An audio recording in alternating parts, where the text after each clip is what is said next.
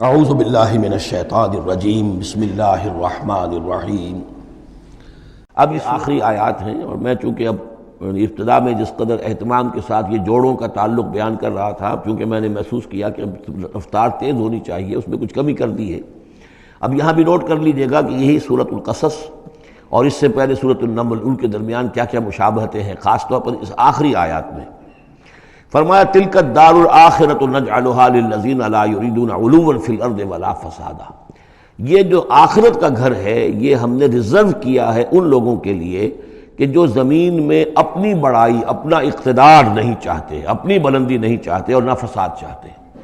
وہ اللہ کے دین کی سربلندی کے لیے محنت کر رہے ہیں، اس کے نتیجے میں ہو سکتا ہے کہ اللہ تعالیٰ انہی کو ذمہ داری دے دے حکومت کی، لیکن وہ طالب نہیں ہے حکومت کے، وہ اپنی سربلندی کے طالب نہیں ہے۔ اس سے زمین و آسمان کا فرق ہے کہ ایک ہے کہ آپ کسی نظریے کے لیے کام کر رہے ہیں۔ اب نظریے میں اگر آپ کی جد و جہد ہے، انقلاب میں آپ کامیاب ہو گئے تو ظاہر بات ہے کہ پھر انقلاب کے بعد ذمہ داری سنبھالنی پڑے گی۔ محمد رسول اللہ صلی اللہ علیہ وسلم ہی کو مدینہ کی اس چھوٹی سی شہری ریاست جو وجود میں آئی تھی، آخر اس کی ذمہ داری سنبھالنی پڑی۔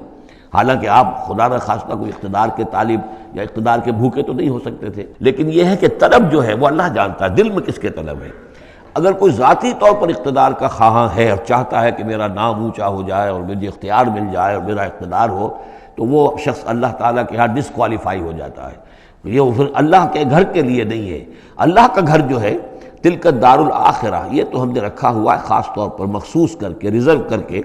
للذین لا یریدون علوا فی الارض، جو زمین میں اپنے اقتدار کے خواہاں نہیں ہیں، ولا فسادا، نہ زمین میں فساد بچانا چاہتے ہیں، والعاقبۃ للمتقین، اور عاقبت یعنی پچھلا گھر جو ہے، عاقبت کی پچھلی زندگی جو ہے یقیناً یہ اہل تقویٰ کے لیے، اس کی بھلائیاں، اس کے محاسن، اس کا عیش اور آرام وہ اللہ تعالیٰ نے اپنے متقی بندوں کے لیے خاص کیا ہے۔ من جاء بالحسنۃ فلہ خیر منہا، یہ آیت میں آئی ہے سورہ نمل کے بھی آخری حصے میں۔ جو کوئی شخص کوئی نیکی لے کر آئے گا تو اسے بدلہ ملے گا اس سے بہتر۔ ومن جاء بالسیئۃ، اور جو کوئی بدی لے کر آئے گا فلا یجزی الذین عملوا السیئات الا ما كانوا یعملون، تو وہ لوگ کہ جو ان برائیوں کا ارتکاب کر رہے ہیں انہیں بدلہ نہیں دیا جائے گا مگر وہی جو کچھ کہ وہ کر کے لائے۔ مطلب یہ کہ اللہ تعالیٰ کی طرف سے اضافہ نہیں ہوگا، جتنے جرم کیے ہیں اتنی ہی سزا، لیکن اہل ایمان اور اہل صلاح جو ہیں ان کی نیکیوں میں اللہ تعالیٰ 10 گنا دے، 700 گنا دے، اس سے بھی بڑھا دے، یضاعف لمن یشاء، تو یہ اللہ تعالیٰ کی مرضی ہے، جتنا چاہتا ہے دیتا۔ خیر منہا، بہرحال جو کچھ کر کے لے جاؤ گے اس سے بہتر ملے گا۔ لا یجزی الذین عملوا السیئات الا ما كانوا یعملون، انہیں وہی کچھ ملے گا جو کچھ کہ وہ عمل کر کے لائے تھے۔ ان الذی فرض علیک القرآن لرادک الی معاد، سورہ نمل میں آیا تھا کہ مجھے وَأُمِرْتُ أَنْ أَتْلُوَ الْقُرْآنَ، مجھے تو حکم دیا گیا میں قرآن سناتا رہوں، قرآن پڑھ کر تمہارے سامنے میں قرآن کے ذریعے سے انذار اور تبشیر اور قرآن کی تبلیغ اور قرآن کے ذریعے سے تذکیر اور قرآن کے ذریعے سے تمہارے جو نفسیاتی اور روحانی روگ ہیں ان کی شفا کے لیے میں کوشش کرتا رہوں۔ میرا کام تو یہ ہے، ان اتلو القرآن، مجھے حکم دیا گیا میں قرآن کی تلاوت کرتا رہوں، تلاوت پڑھ کر قرآن تمہیں سناتا رہوں۔ اب یہاں اسی کو تعبیر کیا، ان الذی فرض علیک القرآن، اے نبی جس ہستی نے آپ پر اس قرآن کی ذمہ داری ڈال دی ہے، اس کی تبلیغ آپ کے لیے فرض تھی، جیسے کہ ہم سورہ مائدہ میں آج پڑھا ہے، یا ایھا الرسول بلغ ما انزل الیک من ربک وان لم تفعل فما بلغت رسالتہ، اس قرآن کی تبلیغ کرنا آپ پر فرض ہے۔ اور جیسا کہ میں آپ کو بتا چکا ہوں، پھر آپ نے امت کے حوالے کر دی کہ اب امت کے فرض ہے۔ فَلْيُبَلِّغِ الشَّاهِدُ الْغَائِبَ، فَلْيُبَلِّغ یہ فعل امر ہے، اب لازم ہے کہ وہ پہنچائیں جو یہاں ہیں ان کو، جو یہاں نہیں ہے۔ اس طریقے سے یوں سمجھیے کہ ایک سلسلہ جو ہے وہ شروع کر دیا گیا۔ لیکن یہاں فرمایا جا رہا ہے اے نبی ان الذی فرض علیک القرآن، جس ہستی نے آپ پر یہ قرآن فرض کیا ہے، جس ہستی نے آپ پر قرآن کی ذمہ داری عائد کی ہے۔ یہی ذمہ داری اصل میں پھر جو ہم میں سے ہر ایک پر آتی ہے وہی ہے جو میرے کتابچے میں نے وضاحت کے ساتھ بیان کی ہے کہ وہ 5 ذمہ داریاں ہیں۔ اللہ قرآن پر ایمان جیسا کہ ایمان کا حق ہے، قرآن کی تلاوت جیسے کہ تلاوت کا حق ہے، قرآن کو سمجھنا جیسے کہ سمجھنے کا حق ہے، قرآن پر عمل جیسے کہ عمل کا حق ہے، پھر قرآن کی تبلیغ، قرآن کو عام کرنا۔ ان الذی فرض علیک القرآن لرادک الی معاد، وہ یقین آپ کو لوٹا لے جائے گی وہ ہستی، وہ اللہ جس نے آپ پر یہ قرآن کی ذمہ داری ڈالی ہے، تبلیغ قرآن کا فریضہ آپ کے کاندھوں پر رکھا ہے، وہ یقیناً آپ کو پہنچائے گا بہت اچھی جگہ لوٹنے کی۔ معاد عاد یعود سے اس میں ظرف ہے، لوٹنا، لوٹنے کی جگہ۔ اب معاد سے مراد آخرت عام طور پر ہے، ایمان بالرسالت، ایمان باللہ، ایمان بالمعاد، ایمان بالآخرہ کو ایمان بالمعاد بھی کہا جاتا ہے۔ لیکن اس کے بارے میں بعض روایات ایسی ملتی ہیں کہ اس کا شان نزول یہ ہے کہ حضور صلی اللہ علیہ وسلم جب ہجرت کے سفر پر نکلے ہیں مکے سے، تو جو عام راستہ تھا اس سے ہٹ کر آپ نے، چونکہ اندیشہ تھا اور واقعہ تھا کہ تعاقب ہو رہا تھا، تلاش کیا جا رہا تھا، 3 دن رات تو آپ غار ثور میں روپوش رہے، پھر آپ نے ایک بڑا ہی سخت راستہ اختیار کیا تھا کہ جو پہاڑی راستہ تھا جو گزر رہا تھا، جس پر کہ کوئی انسان جاتا نہیں تھا۔ لیکن کچھ آگے چل کر وہ راستہ جو ہے وہ پھر اس مین راستے سے جا کر مل گیا۔ یوں سمجھیے یہ راستہ جا رہا تھا مین، کہ جو مکے سے مدینے کا تھا۔ حضور نے ایک اور راستہ اختیار کیا، لیکن کچھ عرصے کے بعد وہ راستہ جا کر اس راستے کے ساتھ مل گیا۔ جہاں ملا، اب آپ خود سوچئے کہ وہاں ایک ایسی سچویشن آ گئی کہ حضور ایک ٹی پر کھڑے ہوئے ہیں۔ اب داہنی طرف جاتے ہیں تو مدینہ ہے، اور بائیں طرف جاتے ہیں تو مکہ ہے۔ اس وقت حضور کے دل میں ایک ہوک سی اٹھی ہے، اس لیے کہ جب آپ مکے سے روانہ ہوئے تھے تب بھی روایات میں آیا ہے کہ آپ کعبے سے لپٹ کر آپ نے یہ کہا تھا کہ بیت اللہ مجھے تجھ سے بڑی محبت ہے، لیکن میں کیا کروں، یہاں کے لوگ مجھے یہاں رہنے نہیں دے رہے۔ تو گویا کہ کعبے سے یہ جدائی تو آپ پر شاہ گزر رہی تھی۔ اب جب وہ آپ چند دن کا سفر کر کے اور چند دن وہ غار ثور میں روپوش ہونے کے بعد جب پہنچے ہیں، اب ایسی جگہ پہنچے کہ جہاں سے اگر دائنی طرف جاتے ہیں تو یہ مدینے کی طرف راستہ جا رہا، جانا تو آپ کو ادھر ہی ہے، لیکن سامنے وہ راستہ آ گیا کہ جو مکے کی طرف جا رہا، تو آپ کے دل میں ایک ہوک سی اٹھی۔ اس وقت اللہ تعالیٰ نے آپ کے اطمینان کے لیے یہ آیت نازل کی کہ آپ گھبرائیے نہیں، مکے میں ہم آپ کو لوٹا کے لے آئیں گے، آپ یہیں پہنچیں گے، بڑی شان سے پہنچیں گے۔ اس وقت تو آپ کو نکلنے کے لیے جو ہے روپوش بھی ہونا پڑا ہے، آپ کا تعاقب بھی ہو رہا ہے، پھر وقت آئے گا کہ آپ ایک فاتح کی حیثیت سے داخل ہوں گے۔ تو یہ بھی اس کی ایک روایت چونکہ ہے تو یہ مفہوم بھی اس میں نکل سکتا ہے، لیکن عام طور پر یہ ہے، اس سے مراد میرے نزدیک یہی ہے کہ آپ کے لیے جیسے کہ سورۃ الضحیٰ میں کہا گیا ہے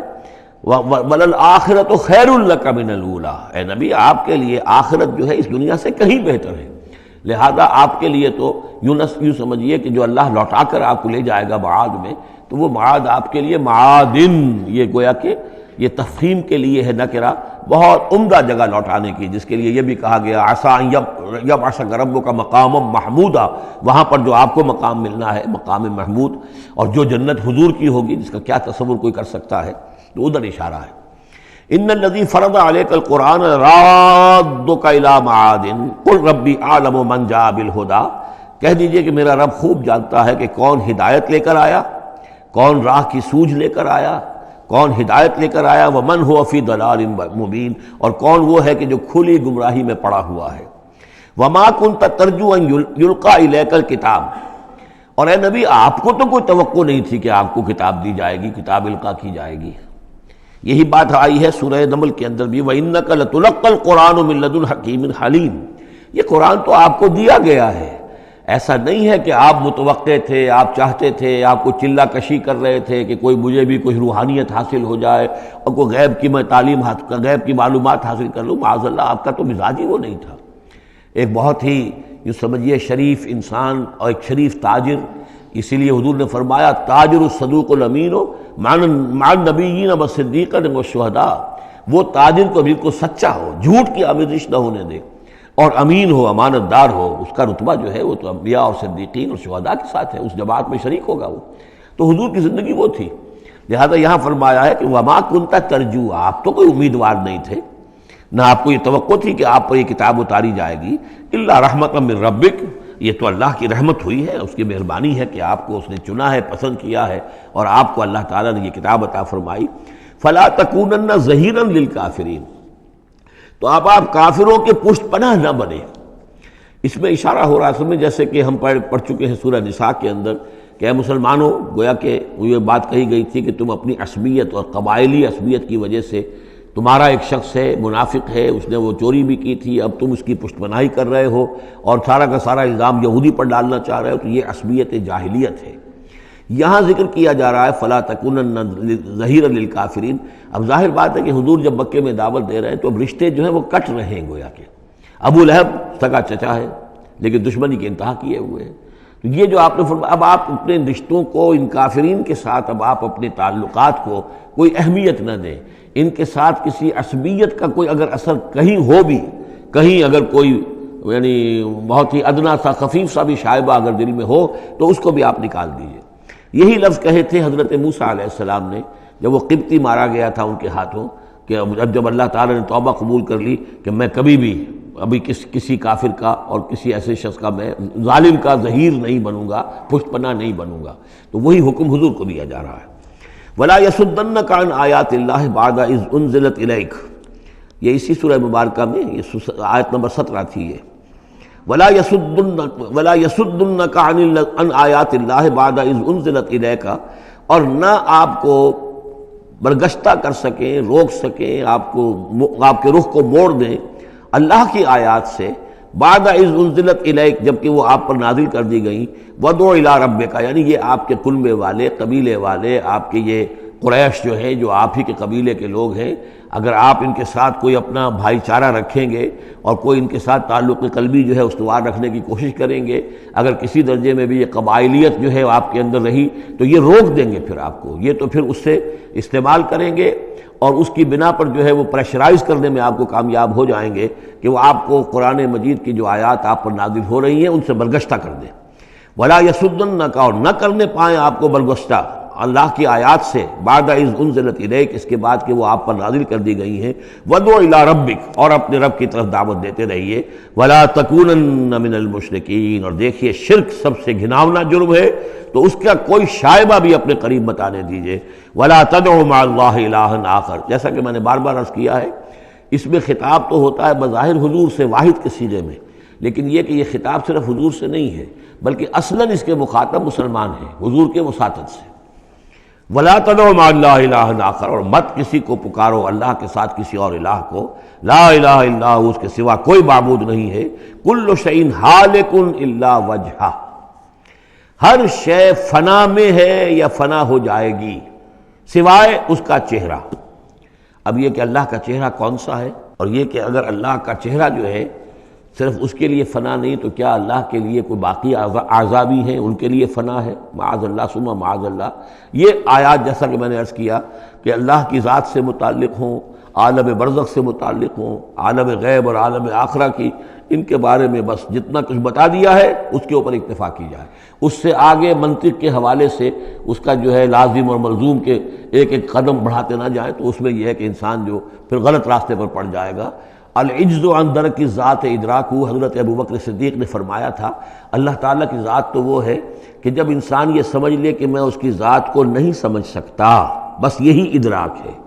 یہی معرفت ہے کہ اللہ کی ذات جو ہے وراء الورا ثم وراء الورا ثم وراء الورا۔ یہ الفاظ شیخ احمد سرہندی، جن کو ہم مجدد الفسانی رحمۃ اللہ علیہ کے نام سے جانتے ہیں، وہ اپنے خطوط میں مکاتیب میں انہوں نے بار بار یہ الفاظ کہے، ذات باری تعالیٰ وراء الورا ثم وراء الورا ثم وراء الورا، اس کا کوئی تصور کسی انسان کے لیے ممکن نہیں ہے۔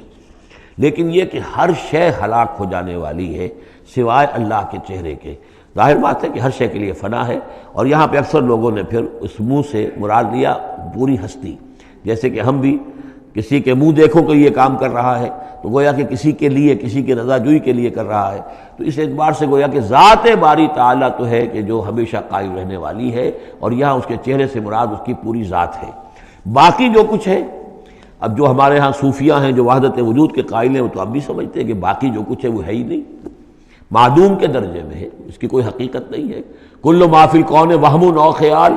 او وقوف فی المرایا او ظلال، جو بھی کچھ اس کائنات کے اندر ہے اللہ کی ذات کے سوا یا تو وہ وہم ہے، کل ما فی الکون وہم او خیال او وقوف فی المرایا، یا جیسے کہ شیشوں میں عکس نظر آتے ہیں، آئینہ قد آدم ہے، آپ اس کے سامنے کھڑے ہیں تو آپ پیچھے بھی نظر آ رہے ہیں، اس کے ہے تو نہیں آپ وہاں، جو جیسے کہ شیشے میں عکس ہوتا ہے کہ اس کا وجود کوئی نہیں، اسی طریقے سے یہ کائنات جو ہے اپنی اصل کے اعتبار سے معدوم کے درجے میں ہے۔ اور پھر یہ کہ یہ بھی ہمارا عقیدہ ہے کہ ہر شے فنا ہو جائے گی۔ لہ الحکم، اسی کے لیے ہے اختیار، بادشاہی، حکومت، وَإِلَيْهِ تُرْجَعُونَ، اور اسی کی طرف تم لوٹا دیے جاؤ گے۔ صدق اللہ العظیم۔